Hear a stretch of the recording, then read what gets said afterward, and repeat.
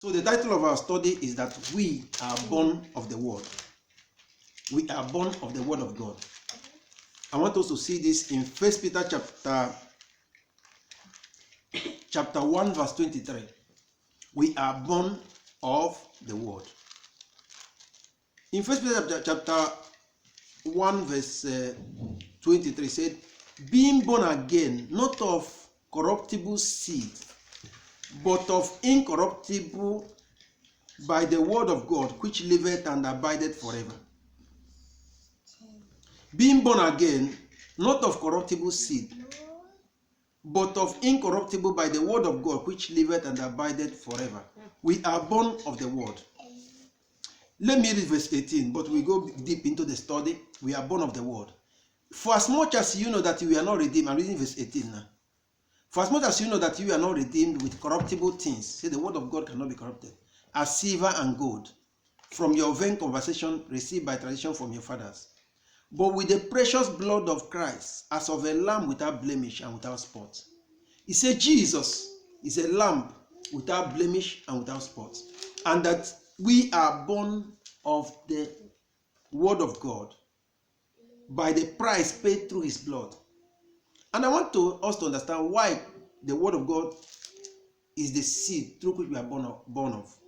When you are preached salvation, it is the word that comes into you to create faith. The Bible says faith comes by hearing, hearing by the word of God.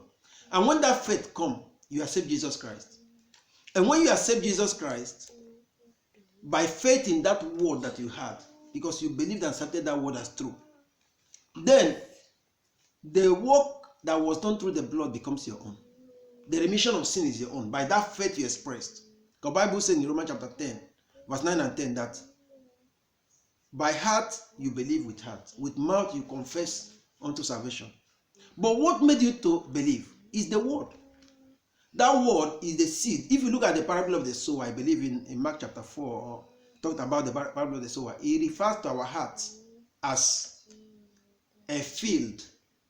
The word of God as seed, just like when a farmer goes to sow seed.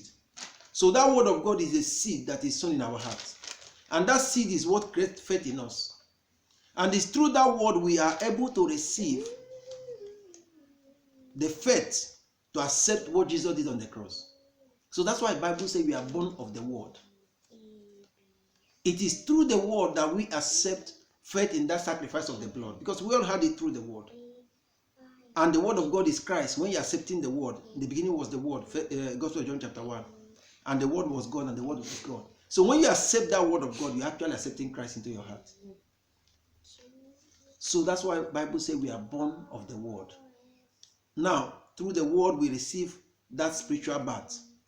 Through the word we receive what the blood has done for us, which we soon see. Through the word of God we receive the baptism. Because when you accepted Jesus Christ, accepted the offer of forgiveness, accepted the sacrifice he made for your forgiveness, you are forgiven. And then you are baptized. But all of them we are based on the faith you have on the word. And this word of God cannot be corrupted. So the salvation that came to you was by virtue of your faith in that word, not because of your good works. Good works are consequences of salvation. Because it's when you now accept Christ, the grace of God comes to empower you to live holy life. Holy life is a product of salvation. In fact, you can't truly live holy without the help of the grace of God and the Holy Ghost. So it is not the holy life that makes you to get saved. It is the confidence and faith in that finished work. Accepting Jesus Christ, the Holy Spirit come now and reconcile, your spirit come alive, reconcile with God. And then you cannot activate the grace through prayer and faith to live holy. So how is somebody now saying that is this holy life that will give you salvation? Why the holy life is a consequence of the salvation? Because actually you can never live holy except you are saved. There's no way. I tried and failed. I tried and failed. I tried and failed. There were some sins I will stop. If I stop reaching 1 month, I will say, I don't become really holy. Highest 1 month, after 1 month, I fall again. But the funniest thing that some of those things, I don't even remember them again now. So then tell me it's my power. Because I tried for many years. There are some habits you have. You say, even as unbeliever, I know it's wrong. Sometimes you even grieve your heart. There are some words that are even humiliating even to say in public. There are some habits you have that even your mother will not know, even nobody will help you. It's like a frustration. But you now know Christ, and you see those things go away. Because the Holy Spirit comes in.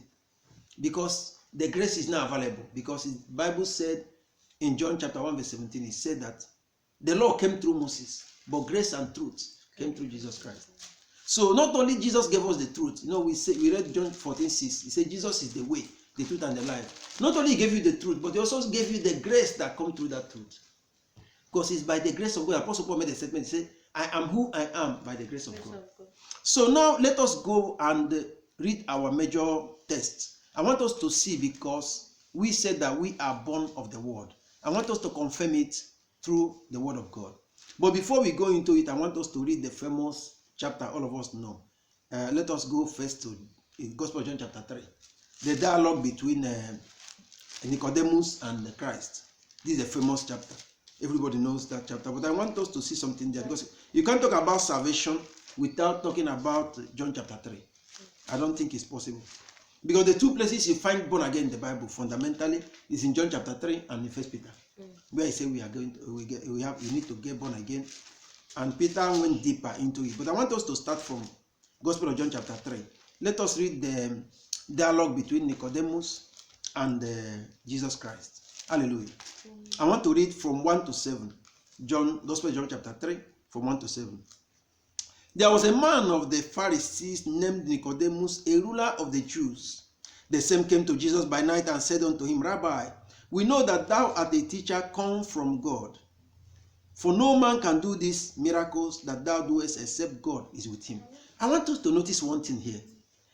The people call Jesus Rabbi, teacher.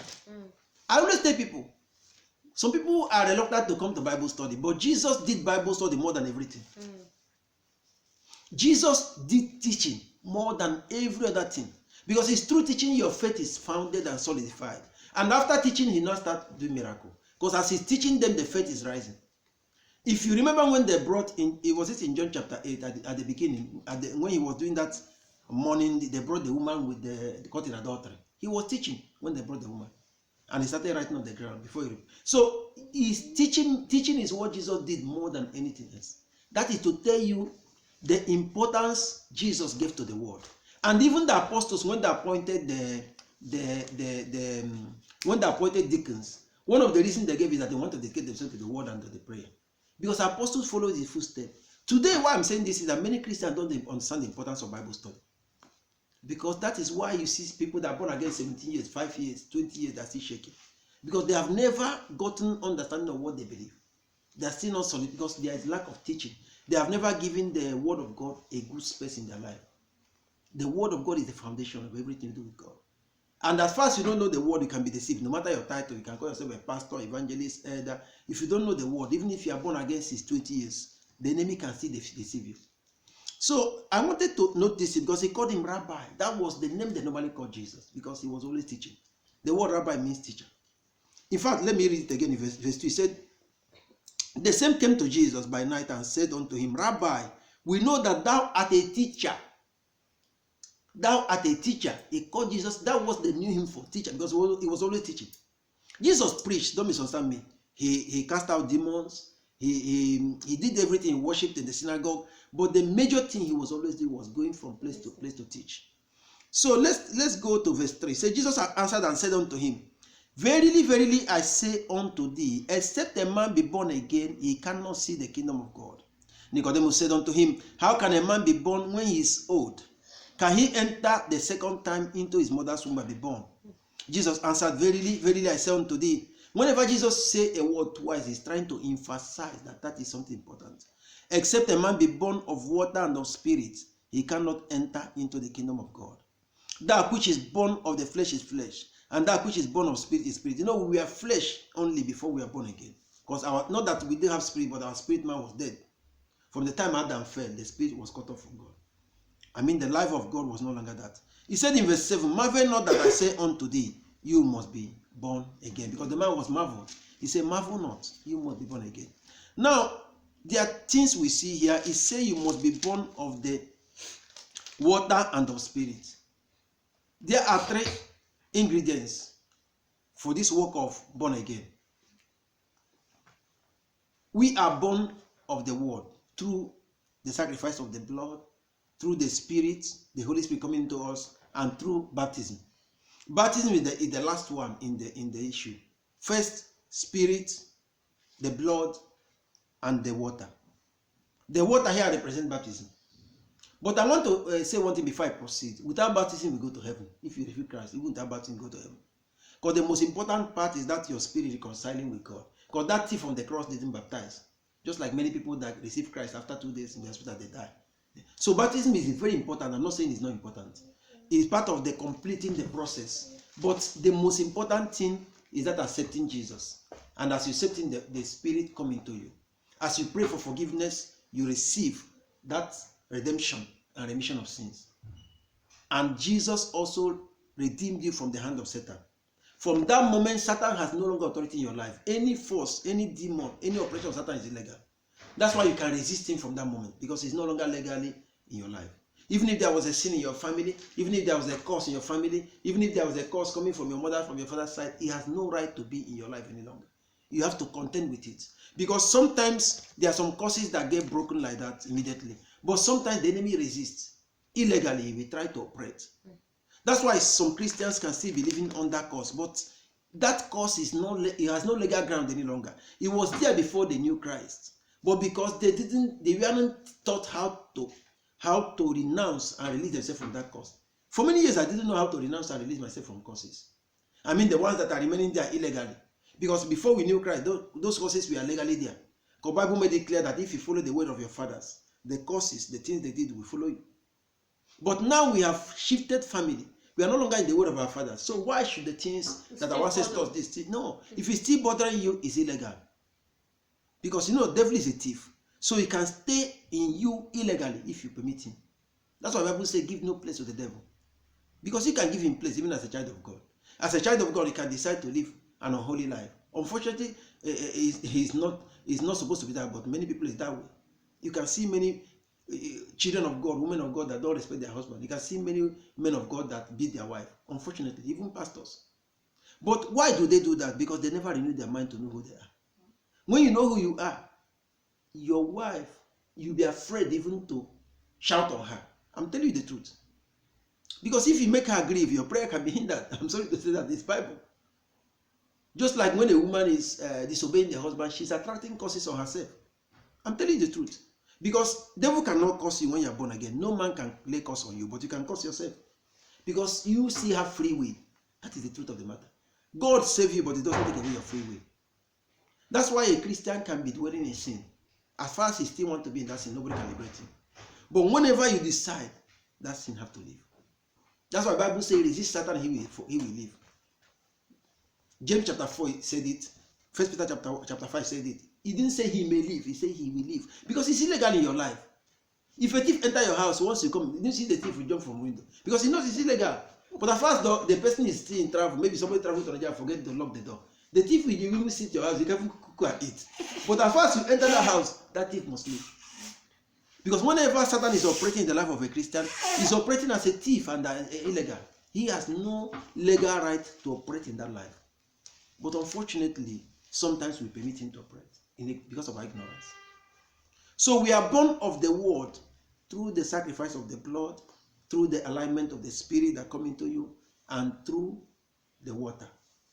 As I said, the aspect of the water is not the most important aspect. The most important aspect is that of accepting Christ in your heart and making the prayer of salvation and him coming into your heart. The water is, that's like, when Jesus wanted to baptize, what did he tell John the Baptist? Let's fulfill all righteousness. It was just fulfillment of all. It was not really a necessity. But it has its value because baptism, what is the significance of baptism? You die with Christ and you rise. You die to sin and you rise unto righteousness. Many people are baptized today, but they don't even know the significance of baptism. Because when you are baptized, you are no longer supposed to be living in sin.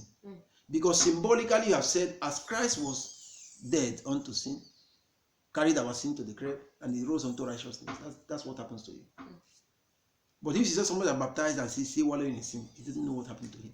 Because sometimes people get baptized and they are not explained to what is what they're doing. Just like many people get born again, they're not explained to what happened to them. I'm one of those people. When I got born again, nobody discipled me, zero discipleship. That's what I see. It's just the mercy of God that somebody still stayed the course. But I got zero discipleship. And discipleship is very important for you to be strong. Hallelujah. Let's go into our text and we try to analyze it. I want us to go and read 1 Peter. Let's go back to 1 Peter. We read from verse 1 to 5. And then I will also read from verse 18 to 23. The title of our discourse today is We Are Born of the Word. What does it mean that we are born of the Word? Because the Word of God, is through the Word of God we receive faith. Faith to accept Jesus Christ. Faith for baptism. Because everything we are doing with God and through God is by faith. That's why the Bible said no one can please God without faith. Without faith, you can't please God. Because we receive Jesus Christ by faith. We accept the remission and redemption of sin and forgiveness by faith. We accept that we are children of God all by faith. Now, there may be manifestation, but after you have received him, after you have accepted him by faith, you will not see him working in you, because that your faith is giving him, go ahead, I accept. Go ahead, work in my life. Hallelujah. Even the baptism of the Holy Spirit is by faith, it's not by merit. Many people are not baptized because they don't know that it's their right to be baptized. Because baptism of Holy Spirit is God responding to the prayer of Christ. God said, I will pray the Father and will send you the Comforter. Actually, your own part is to receive it by faith. Now, let us read 1 Peter chapter 1. We read from 1 to 5, as I said, then from 18. We won't read the whole chapter because of time. He said, in verse 1 of 1 Peter, he said, Peter, an apostle of Jesus Christ, to the strangers scattered throughout Pontus, Galatia, Cappadocia, Asia, and Bithynia, elect, take attention to that word elect. I will explain something about election. Elect according to the foreknowledge of God, the Father, through sanctification of the Spirit, unto obedience and sprinkling of the blood of Jesus Christ. Grace unto you and peace be multiplied. Blessed be the God and Father of our Lord Jesus Christ, which according to his abundant mercy, because of his mercy, not because of our good works, had begotten us again unto a lively hope by the resurrection of Jesus Christ from the dead, to an inheritance incorruptible and undefiled, and that fadeth not away, reserved in heaven for you, who are kept by the power of God through faith unto salvation, ready to be revealed in the last time. He said we are kept by the power of God. That's why he said in John chapter 10, I believe verse 27 or 37, he said, no one can take you away from my hand. He said, Bible said something like that no one can take us away from the hand of the Father. He said, we are in the hand of the Father. He said we are kept by his power. It's not by our own power that we keep ourselves. He said by his power, he keeps us undefiled and reserved for heaven. So I want to talk about election. You know, Bible says we are adopted. It says we are elected. I want to ask you a simple question. If somebody is elected a senator, even if the day he doesn't go to the senatorial meeting, is he still a senator? He's still a senator. Sí. That's why we are elected. Sí. Election is a word very important. Talking about our redemption, we are redeemed, we are elected, and we are adopted. Because heaven elected us. And when you are elected as a governor, even the day you are in your house sleeping, you are still governor. Yes. Even the day you are around moving, you are still governor. That is why nobody can take away your salvation. Because heaven elected you as a child of God. This is very important. He adopted a child. He has the same rights with your natural child. Under human law. We are adopted, we are elected, and we are redeemed. Hallelujah. This is very, very important. Because many people, sometimes the devil will tell you, you are not born again, this and that. You are not. No, it's an election. You have elected, you're elected. If somebody is elected a governor, until that tenure finishes, he's still a governor. If somebody is elected senator, until that tenure, but our own election is forever. We are elected forever. It's not an election that has 4 years tenure, or 3 years tenure, or 5 years tenure. It's an election forever. God elected us to be his children. Hallelujah. Let us go and read from verse 18 to 23. From 18 to 23, it says, for as much as you know that you were not redeemed with corruptible things, as silver and gold, from your vain conversation received by tradition from your fathers, but with the precious blood of Christ, as of a lamb without blemish and without spot, who verily was foreordained before the foundation of the world, but was manifest in this last time for you, who by him do believe in God, that raised him up from the dead, and gave him glory, that your faith and hope might be in God. Seeing you have purified your souls in obeying the truth through the Spirit, unto unfeigned love, that's love that is not pretended, of the brethren. See that you love one another with pure heart fervently. Bible says after you are born again, you have to love the brethren fervently with unfeigned love. Then being born again, not of corruptible seed, but of incorruptible, by the word of God, which liveth and abideth forever. I say this word of God liveth and abideth forever in death. That word you received. And that thing we can see here in verse 19 is that we are born of the blood, all through the word, because as we have faith in the word, these things we receive it through that faith in the word of God. He said we are born of the precious blood of Jesus Christ. So this is a spiritual work that God does from the moment you accept Jesus Christ. Spiritually, God washes you with the blood of Jesus Christ. And that blood is without blemish and without spot. It's a pure blood. When he washes you pure. Now, if you are dwelling in sin because you have not realized and have gotten the revelation that now you are pure, you are a new creature, born and washed in the blood, born of the blood and the Spirit. That's why Jesus talked about in John chapter 3, he said, born of the Spirit and the water. And here he gives us a deeper revelation, born also of the blood.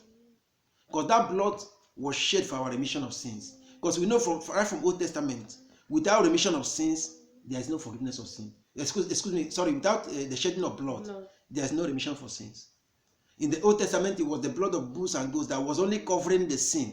It couldn't pay for the sin, it was covering it to calm the anger of God. But Jesus came, not only did he forgive us, he paid fully. So when you are born again, God sees you through the blood, doesn't see you as a sinner any longer. So you need to adjust your mind to start seeing yourself the way God sees you. When you come before God, God doesn't see Juliet, he sees Christ. When you come before God, he doesn't see Helen, he sees the blood of Christ. When I come before God, he sees me through the blood. That's actually because of the mercy that was brought through the blood that we can come before God. Because in the Old Testament, anybody that go before God dies. But now we can go to him because the blood has paid. And the blood of Jesus Christ, as we are talking, is in heaven speaking unto God. Hebrews chapter 12 verse 24. He said the blood that speaketh better than that of Abel. The blood is speaking mercy, mercy, mercy, every second of the day. And Jesus is as a high priest interceding on our behalf. So the privilege you have is that it's not only that we are praying here, it's that Jesus is praising for us. And I believe actually it's his prayer that is keeping us, not even the one we are saying here. Because sometimes we are even weak to pray here. He's the one interceding for us, he's our high priest, interceding on our behalf. So it's a great privilege to be a Christian. A very great privilege. So let's go and look into the issue of the water. Because we have seen the issue of the Spirit, that you receive the Spirit of God that comes to reconcile you to God. Now we want to go to Colossians chapter 2. Let us see the issue of the water. I want us to see Colossians chapter 2 verse 12. Then we also read Colossians chapter 1. Because we are talking about being born again of the word of God. Through the faith in the word, we receive the spiritual birth. Through the faith in the word, we receive the redemption that came through the blood. We receive the finished work of the cross. Through the faith in the word of God, as we believe that word, we can now be baptized. Because baptism is an act, a physical act, is a symbolic act of saying that we have died with Christ and we resurrected with Christ unto righteousness. Colossians chapter 2 verse 12. Colossians chapter 2 verse 12. I want us to look into the significance of baptism. We can also find this thing in Ephesians chapter 1 verse 7. If time is there, we still read it. Because I want us to spend not more than half an hour so we can take some questions. He said in Colossians chapter 2 verse 12, buried with him in baptism. Buried with him. So when you go down that word, it's like burial. Buried with him in baptism, wherein also you are risen with him through the faith of the operation of God, who hath raised him from the dead. He said when you are buried with him, that's one time you are put. That's why baptism should be by immersion, not by aspersion. Like in Catholic, they throw water on the child. True baptism has to be by immersion. For it to show its real significance, you have to immerse. Because the word baptism means to immerse. That's why when we talk about baptism of the Holy Spirit, it's immersing yourself in the Holy Spirit. When you are born again, the Holy Spirit comes to live in you. It's like when you pour water on the cup. If you pour water on the cup is one thing. When you put the cup inside the water is a different thing. So baptism is actually like putting the cup inside the water. So the water now owns the cup. It's not the cup that owns the water. So when you are baptized, the Holy Spirit come and live in you, in your spirit, to reconcile you with God. But when you are baptized in the Holy Spirit, you are now immersed inside the Holy Spirit. Because the word baptism means immersion. That is why any Christian that is not baptized in the Holy Spirit cannot be as strong as who is baptized in the Holy Spirit. He's living below his privilege when you are not baptized. That's why your prayer level cannot be the same. Your reception, your discernment cannot be the same. But most are not baptized because they don't know that this is part of their inheritance in Christ, to have the Holy Spirit. It's not by their merit, it's not by their good works. In fact, some people are teaching people that they need to be holy to be baptized. And that's a fallacy.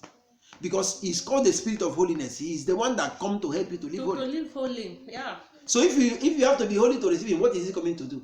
His principal work is to make you holy. I don't think when I received the baptism of the Holy Spirit that I was 100% holy. No, what I'm trying to say is that there is a teaching going on in many churches. Yes, I understand. That you have to be holy. No, I'm not saying you have to be living in sin. I'm not making that point. No. But he's the one that comes to strengthen you to live in full holiness. So now if you have to give holy to receive him, what is he coming to do? That's the major thing he's coming to do, to come to mortify the flesh and crucify the flesh and help you that the flesh will no longer dominate you.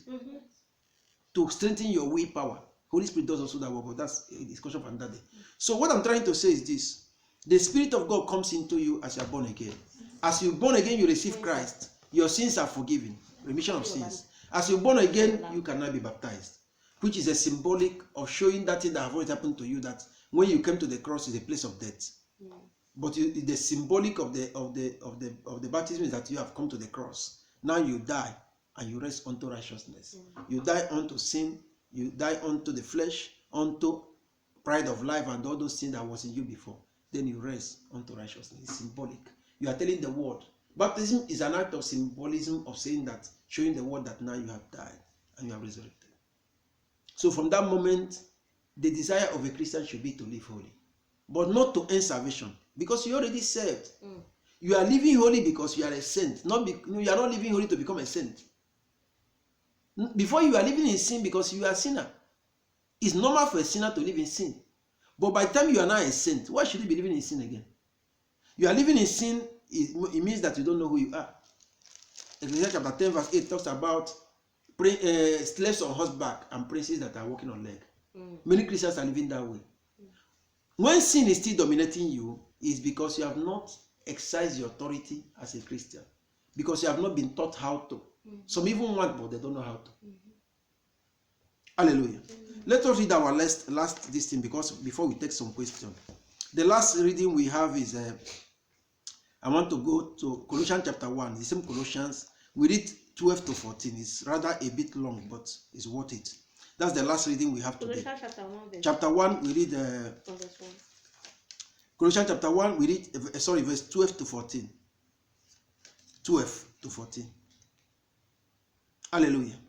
Colossians chapter 1, I read from verse 12 to 14. Giving thanks unto the Father, which had made us meet. That's which has made us worthy. This is an old English. Meet means to make you meet, means to make you worthy. Which has made us meet to be partakers of the inheritance of the saints in the light. Which has made us worthy. Worthy. That word meet means worthy, but I will explain it later. I say, giving thanks unto the Father, because it's the Father that sent Jesus Christ, which has made us meet to be partakers of the inheritance of the saints in the light. You know, inheritance of saints.